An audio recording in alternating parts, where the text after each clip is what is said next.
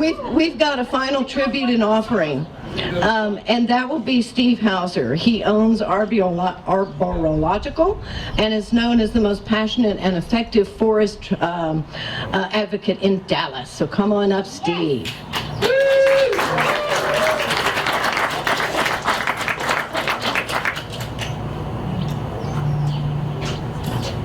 All right. Thank you for the opportunity to be here from the Fritz family and Amy, Christy, all you guys. I can't think of a group I've ever felt more close to than you guys. I told my wife that I was coming today and what I was going to do today, and I told her Bill was going to be here, and she reminded me of all the years we had his CD in our car, and our children would walk around singing, "Habitat, Habitat." She said to be sure I cursed you before I left. She was just kidding. She was just kidding. We love you. We really do. I think Ned, as you guys know, touched every one of us. The first time I met him was down here on the Buckeye Trail, probably in the 80s. And I was thrilled to spend time with him. Being an arborist, he was questioning me the whole way, and I would question him. And, you know, he said, "What's that?" And I'd say, "Oh, it's a box elder." He said, "No, it's not. It's an ash leaf maple." I said, "No, it's not. It's a box elder." And we went back and forth. They're both the same, but we teased each other about that for years, I think. "It's a box elder." "No, it's ash leaf maple." So, you know, it's unique to meet somebody that touches you. It's more unique to meet somebody that changes your life. And that's who Ned, Jeannie, and Janice Bazanson did to me many years ago. I was involved with a hospital here in the Dallas area that wanted to cut down 2 massive big bur oaks, 60 or 70 other trees. And I came to Ned and I said, "Ned, here's what's going on. What do you think I should do?" He said, "Let's fight them." And I was like, "All right. I like you already, Ned. You're my buddy." So Ned, Jeannie, and Janice helped us to start. At the time was the Dallas Historic Tree Coalition. Now is the Texas Historic Tree Coalition. It's a nonprofit. We're all volunteers. We work to find, research, recognize, and preserve and celebrate our most significant trees around the state. So it was Ned, Jeannie, and Janice that had a lot to do with the establishment of that organization, as well as the Texas Tree Trails. You know, Amy and Christy were asking for photographs. I have a lot of photographs of Ned coming to the kickoff for the Texas Tree Trails, which is a number of different forestry groups that we work together to formally recognize our most significant trees in the area. Champion trees, historic trees, Indian marker trees, things that are very significant. And we started it when websites were a new deal. We didn't even know much about websites, but we knew we had to have one for trees. So Ned fortunately was there with a group of us that helped us to kick that off. So he was somewhat of a founding member of that organization as well. And at some point, and I think this was in the 90s at some point, I asked Ned to sign a book, Clear Cutting, A Crime Against Nature. And I looked at it afterwards. I didn't want to look at it at the time. I looked at it afterwards, and he said, "To a fellow lover, an even better savior of trees." And to me, that struck me. That's probably the most prized possession that I have, other than my family and my friends, is that book.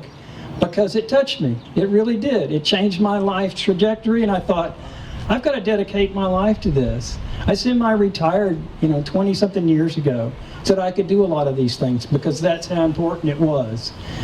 People say, "Well, why are you involved in this?" And I said, "Well, do you care about your children?" Especially the builders and developers that I've argued with all these years. We'd go back and forth and I'd say, "Do you have children?" "Well, yeah." "Do you care about them?" "Well, yeah." "Do you care about the air quality or the water quality or the trees?" And that kind of helped to start turning them around. So I was very fortunate to know Ned. He's an absolute hero. A lot of people's heroes were, sports figures or politicians or business people. My heroes have always been environmentalists. That's just how I am, You guys are amongst the most foremost people that I hold in high regard, and it's always been that way. So the Texas Forestry Council, I was once on the State Forestry Council's, I was the treasurer for the group. I remember coming to Ned. Some of them were trying to convince me to be the president of the group. So I came to Ned and I said, Ned, what do you think? You know, they're trying to convince me to do this. It would be a help for some of our other organizations that we work with. And he looked at me and he said, well, can you lobby them to do what you want? And I said, well, sure. He said, well, then why do you want to be the president? And it really talked to me, because I started to realize I wanted to be the president so I could be the president. I didn't want to be the president for any other reason. And then I started to realize how much he taught me. You know, I didn't spend a lot of time with Ned, because early on he and Janice and Ned taught me all I needed to know, how to fight these battles. And you know, he probably wasn't a fisherman, but he was good at hooking people. You know, he was very good at hooking those people in, because that's what he did. That's what he did with all of us. So I'm always very fortunate to have spent as much time with him as I did. But he was exactly right. I didn't end up to be the president. I ended up doing other things. And most times I don't ever try to be the president, because I don't need to. Why would you want to? You know, it's more for your ego than anything else. So that was another thing that Ned taught me early on. You know, this isn't about me. It's about everybody, and it's about doing what's best for the community. So he touched me very deeply that way. And a few other things I have to say, and then I'll quit, because I can really ramble on this subject. One day, one of our members, Pat Melton, we had to go over to Ned and Jeannie's for something, and I didn't warn her too much about Ned. I probably should have beforehand.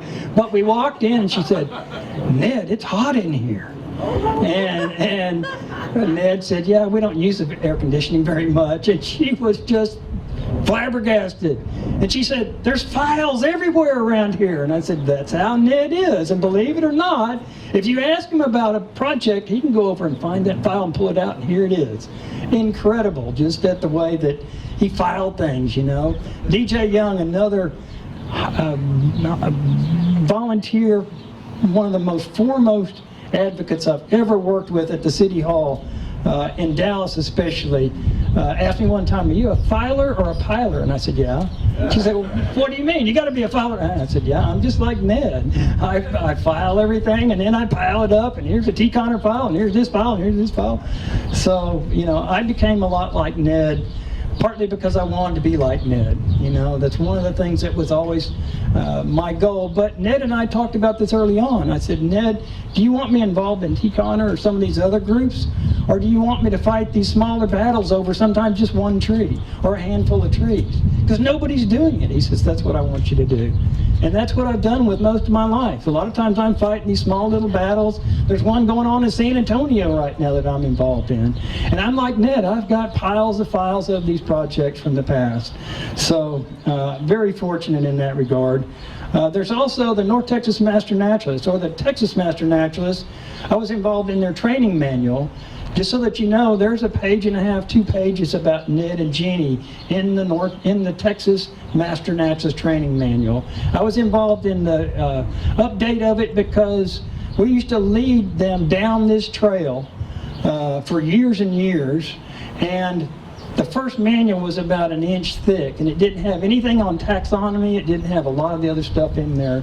So I was able to get involved, and I want you to know that every naturalist in the state that goes through that program has at least 1.5 pages on Ned, as well as a lot of other early environmentalists, Julian Reverchon and others, but we made sure that there was information in there about Ned. So, and the last thing I was going to mention was Ned wanted help to clean up the privet at the park at the end of his street. And this was a long time ago. He said, do you know anybody in parks? I said, sure, I know some people. You want me to get with them? Yeah, so let's do a cleanup effort. So I know some T-Conner, Napa people came to help.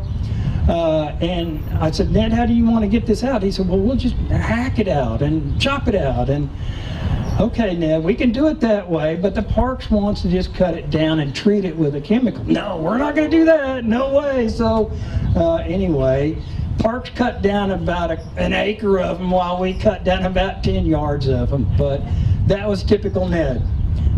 And that's the person that we all respect and admire. So I'm deeply honored to even be able to speak on his behalf. So thank you guys for the opportunity.